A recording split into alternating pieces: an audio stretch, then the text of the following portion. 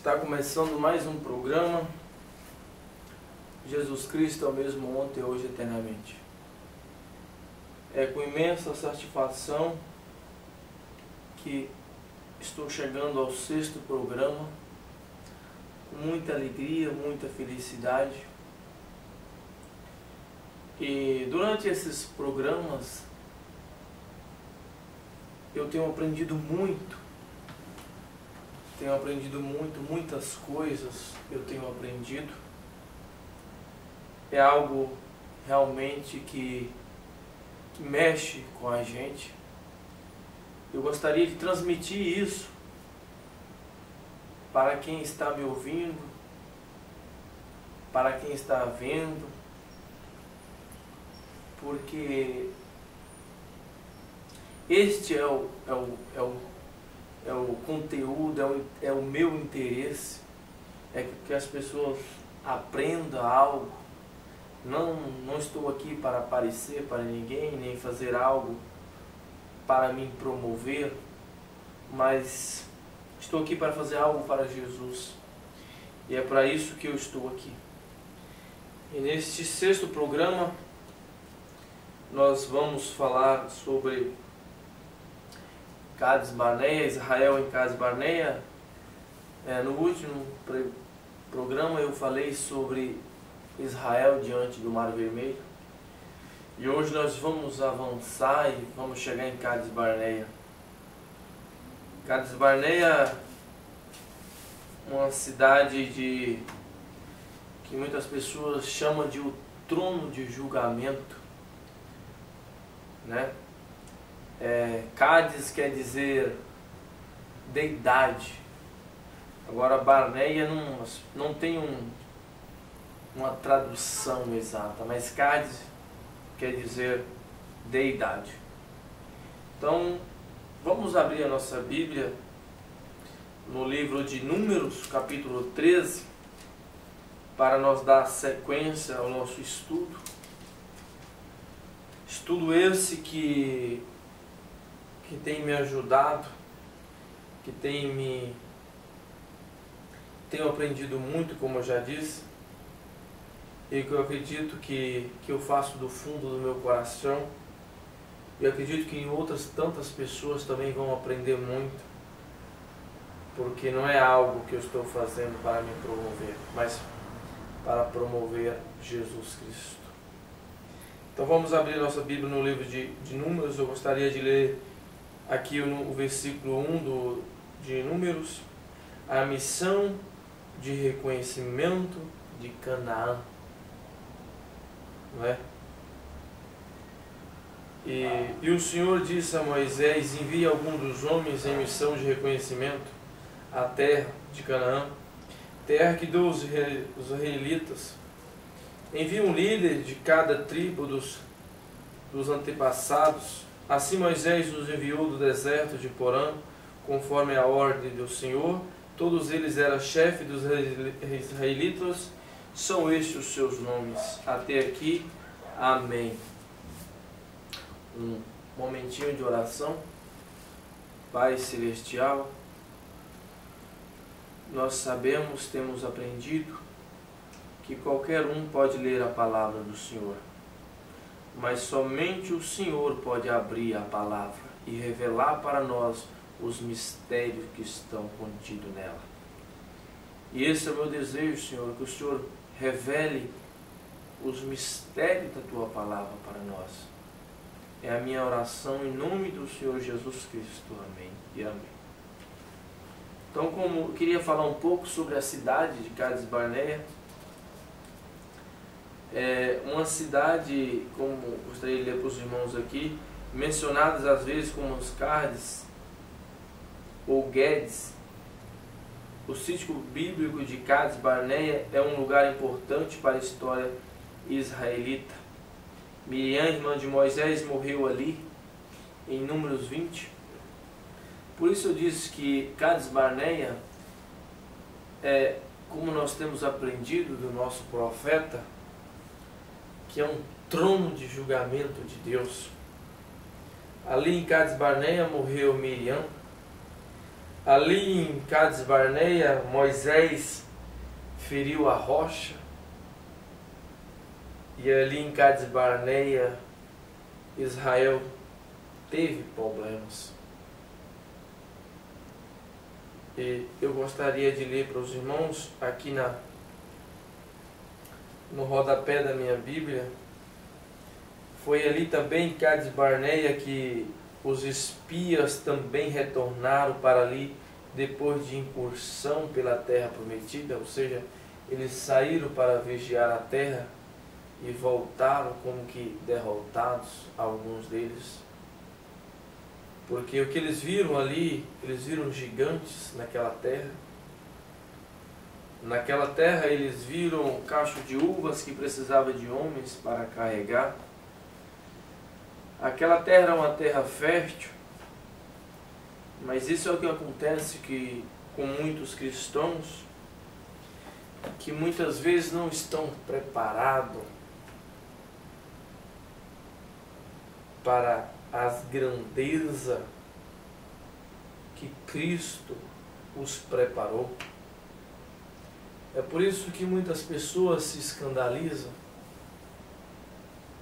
Se escandaliza quando vê que um irmão prosperou muito mais do que eles. Se escandaliza quando vê algo que Deus faz grandioso na vida de muitos irmãos. E nós vamos ler agora aqui, vamos ver que Cades Barneia, nós estamos estudando essa série sobre Israel, pregada pelo nosso profeta William Arambruster, o 7º mensageiro que o Senhor enviou para nós. E isso é tão importante nesses dias de hoje, onde eles não aceitam mais o ministério profético. E talvez por não aceitar mais o ministério profético, é que eles estão todos embaraçados em dogmas, em tradições religiosas, porque nós sabemos que Cristo, Ele diz: eu não farei coisa alguma se antes revelar o segredo aos meus servos, os profetas. Então nós vemos isso na Bíblia, se encontra no livro de Amós 3:7, que Jesus, Ele não faz nada antes de revelar o segredo aos seus servos, os profetas, somente os profetas. E Deus não envia um juízo à terra, Deus não envia um juízo antes de advertir o seu povo. Primeiro, Ele adverte o povo, então depois Ele envia o juízo. Jesus, Ele é tão misericordioso, Jesus, Ele é tão grandioso, Ele tem um sentimento tão tremendo pelos seus filhos, pelas suas filhas, que antes de Deus fazer qualquer coisa, Ele se lembra do seu povo, dos seus filhos, e Ele envia a advertência para as pessoas poder abrir os olhos e ver em que terrenos eles estão pisando. Isso é algo que realmente quando Deus me mostrou isso através das Escrituras, me deixou um tanto feliz, porque Deus me advertiu e eu ouvi a voz deste profeta. E se nós formos ver a Bíblia, Jesus sempre trabalhou, a linha de Jesus trabalhar sempre através dos seus profetas. Sempre foi através dos seus profetas. Amém? mas isso será tratado em outro programa. Hoje nós estamos no estudo sobre Israel. E nós vamos ver aqui como Deus fez, tratou com Israel. E diante da serpente de bronze em Cades Barneia, porque Israel murmurou. Israel murmurou, e muitas vezes eu sou assim. Muitas vezes eu não estou contente com aquilo que Deus me deu. Muitas vezes nós murmuramos, porque nós nunca estamos satisfeitos com o que Deus provém para nós. Nós sempre estamos querendo algo mais.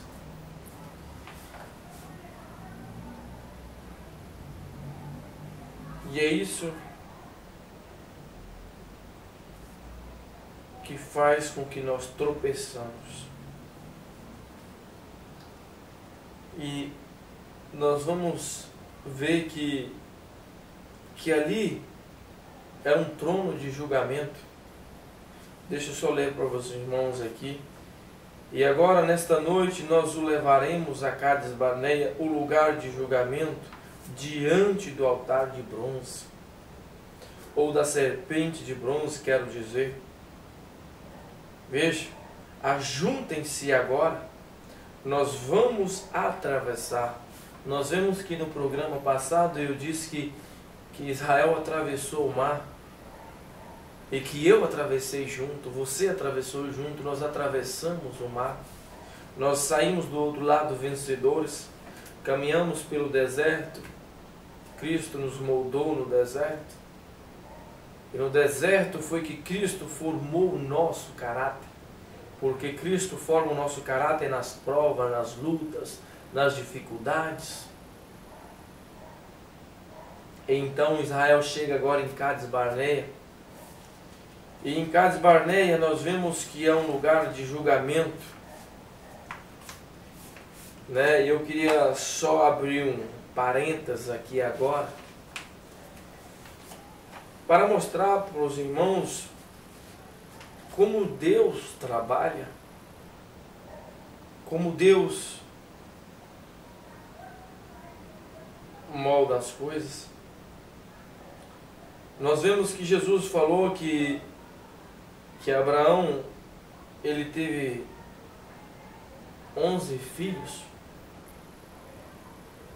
11 filhos. Eu quero que isso é algo que é profundo. Gostaria que os irmãos prestassem bem atenção, porque Abraão teve 11 filhos, que se sabe, está na Bíblia, mas a promessa foi só para um daqueles 11.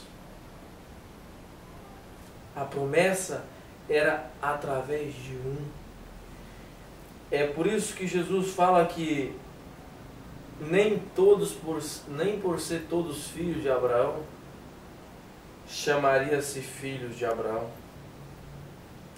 Porque é através de um que Deus trouxe a sua promessa. E esta é a razão porque Paulo diz em Romanos, no capítulo, lá em Romanos, Paulo diz que nem todos os que são de Israel são israelitas, mas em Isaque seria chamada a sua semente. Veja, nem todos que são chamados de Israel são israelitas. Isso mostra para nós, tipifica para nós, que nem todos que diz Senhor, Senhor.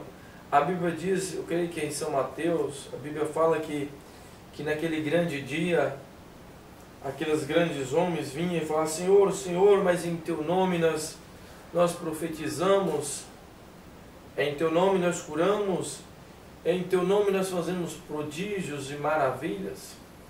Então o Senhor diz para eles ali, o Senhor diz, apartai-vos de mim, praticantes de iniquidades. Eu não vos conheço, eu nunca vos conheci. Aí que está a diferença. não é você pertencer ao sistema A, B, C, D, hoje tem vários sistemas. Não é você pertencer ao sistema religioso hoje presente. É você ser um filho de Abraão por promessa. É você estar dentro desta promessa através daquilo que Jesus disse. Não era através dos 11, não, mas era através de Isaac, que Deus chamaria a sua descendência. Então, nesses dias, hoje, há tanto sistema, há tantas religiões, mas como saber a verdade, como saber a verdadeira? Peça a Deus que esclareça para você. Pegue a tua Bíblia, pede a misericórdia de Deus, que assim como Ele esclareceu para mim, Ele vai esclarecer para você. Então vamos continuar aqui, porque veja bem, eu falei, então Deus através de Isaac representando Cristo. Nós observamos que Cristo estava em Abraão, Cristo estava em Isaac, Cristo estava em Jacó, Cristo estava em José, Cristo estava em Moisés, Cristo estava no Velho e em todo o Novo Testamento. Tudo é Jesus Cristo. Se a tua igreja não estiver baseada nisso, meu irmão, fuja enquanto há tempo, escapa-te, porque tudo é Jesus. E aqui 7 anos atrás, completando nessa semana passada, e o livro de Êxodo é um lado ou tipificando tudo. Veja, de Gênesis a Apocalipse, tudo representa Jesus Cristo.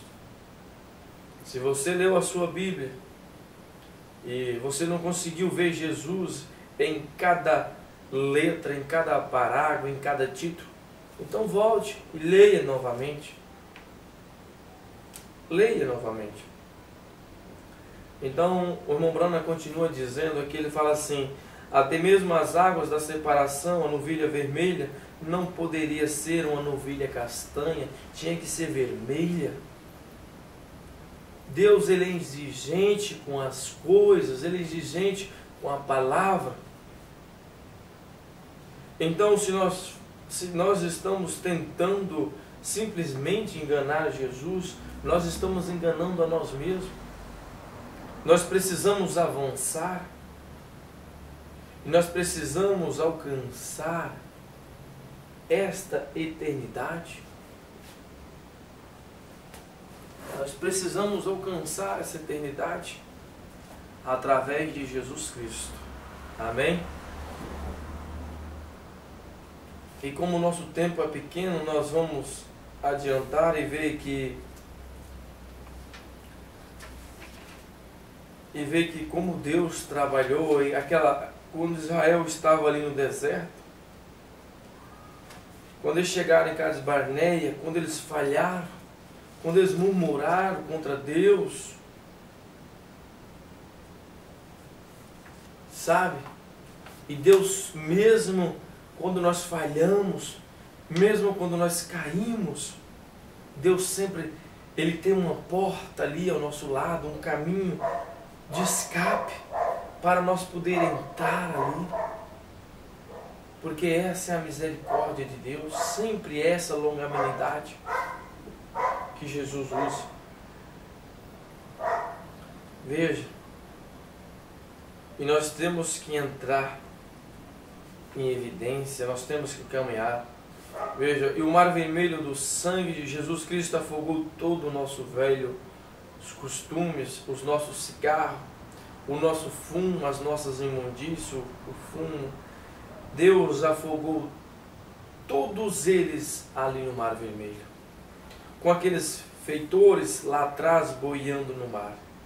Não é de se admirar que nós gritamos e dançamos? Não é de se admirar que nós louvamos, cantamos com alegria?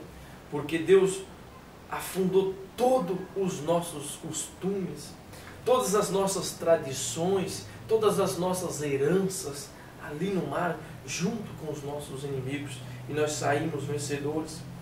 caminhamos, chegamos a Cades Barneia. Vamos adiantar porque o tempo está avançado.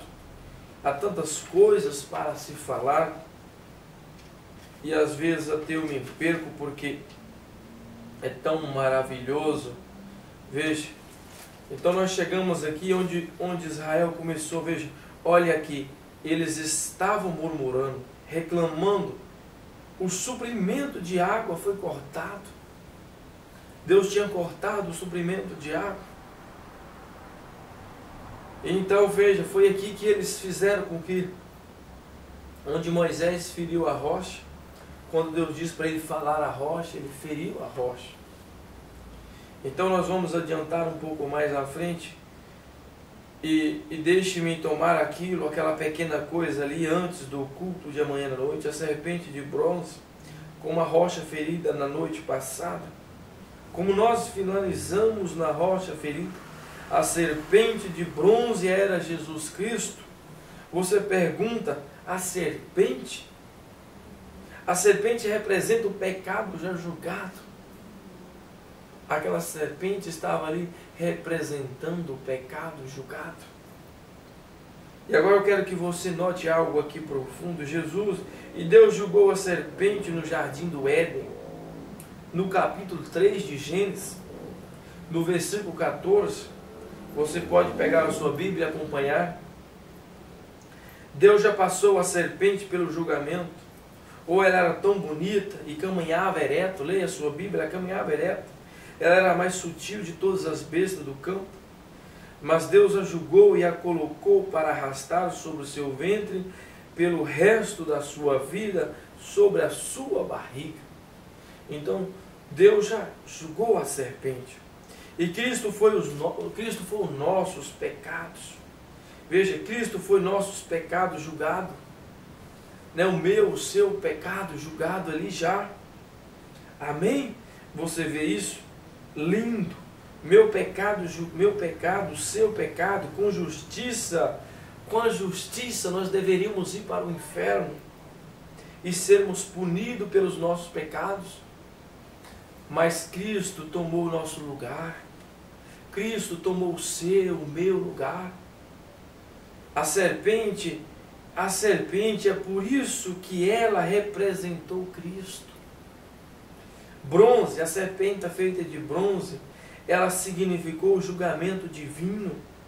Agora a serpente era o pecado já julgado, e o bronze significa julgamento divino.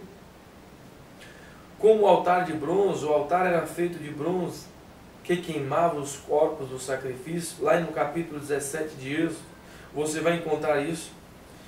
Você está anotando as suas escrituras? Então, meu irmão, e você vê que quando Israel ali, eles caíram ali, que Deus falou, olha Moisés, levanta uma serpente de bronze, e todo aquele que olhar para ela, mesmo ferido, ele vai ficar são. Aquilo ali estava representando Cristo. Aquela serpente era cura, representava cura para eles. Aquilo representava para eles um alívio. Quando as coisas estavam difíceis, quando uma serpente chegava ali, os mordia eles. Então eles corriam ali, olhavam para aquela serpente e eles ficavam são instantaneamente. Aquilo representava Jesus Cristo quando nós estamos enfermos, quando nós estamos doentes. A Bíblia fala que Ele já levou sobre si as minhas e as suas enfermidades. Ele já levou sobre si o meu e o seu pecado. Ele já tomou sobre si as nossas feridas, a minha e a sua ferida. Meu irmão, isso é tão maravilhoso, é tão glorioso. Mas Deus tem uma ordem. Nós vemos que quando Ezequias estava doente para morrer, então Deus enviou ali Isaías e falou para ele, olha, fala para Ezequias que bota a tua casa em ordem, que ele vai morrer. E eu creio que Deus está falando para nós hoje. Sabe, coloque a tua casa em ordem. Coloque a minha casa em ordem, a sua casa em ordem. porque nós não temos garantia que o sol amanhã nós vamos ver o sol nascer. Nós não temos garantia que nós vamos deitar para dormir, porque nós não temos nenhuma garantia que aqui a 2, 3 minutos nós vamos estar vivos. Então Deus diz para nós: coloque a tua casa em ordem, limpe a tua casa, que é o templo sagrado do teu corpo, limpe a tua mente, limpe o teu coração, entre na presença de Jesus Cristo com desespero, com clamor, sabe? Enquanto há tempo, busque a Ele. Deus o levou você a Cades Barneia, no trono de julgamento, mas ali em Cades Barneia Deus levantou uma serpente, porque isso é Deus. Mesmo nós caídos em pecado, Deus está sempre ali estendendo a mão para nós. Levanta, filho, levanta, filha, anima. Toma o escudo da fé, o capacete da salvação, anda. Não fique aí prostrado. Então nós vemos que Israel chegou em Cades Barneia e ali era lugar de julgamento. Deus levou eles dali para ser julgado. Né? E Deus nos leva muitas vezes para a igreja para Deus nos julgar, porque Deus diz que o julgamento começa pela casa de Deus. E muitas vezes Deus nos julga ali, ali Deus nos coloca em ordem. É na igreja que Deus tem que nos julgar. Deus nos julga ali, Deus nos corrige. Deus coloca nós em ordem, porque Ele quer que nós entramos, que nós tenhamos aquela fé perfeita, que nós tenhamos aquela convicção de salvação, de vida eterna. E quando nós chegamos diante dos nossos julgamentos, onde Deus está nos julgando, nós temos que reconhecer que ali é Jesus Cristo, e que nós precisamos, e que quando Deus nos julgar, nós não podemos ficar murmurando, não. Nós precisamos falar: Senhor, louvado seja o teu santo nome. Obrigado pelo Senhor estar me corrigindo. Obrigado pelo Senhor estar falando comigo. Porque eu sei que eu sou um falho, eu sou um pecador. Nós temos que admitir que somos pecadores, que nós somos falhos. Então nós temos que falar: Senhor, obrigado. Eu estou feliz, Senhor, porque o Senhor está falando comigo. Vamos continuar aqui. E quando ele ficou pronto para se ir desta vida, aconteceu de ele olhar em pé ao seu lado, e lá estava a rocha. Aqui está falando-se de Moisés, aquele grande homem. E Moisés não entrou na terra prometida porque ele feriu a rocha. Então Deus o levou ali. E muitas vezes, se Deus tratou com Moisés, Deus vai tratar conosco. Quem somos nós? Nós somos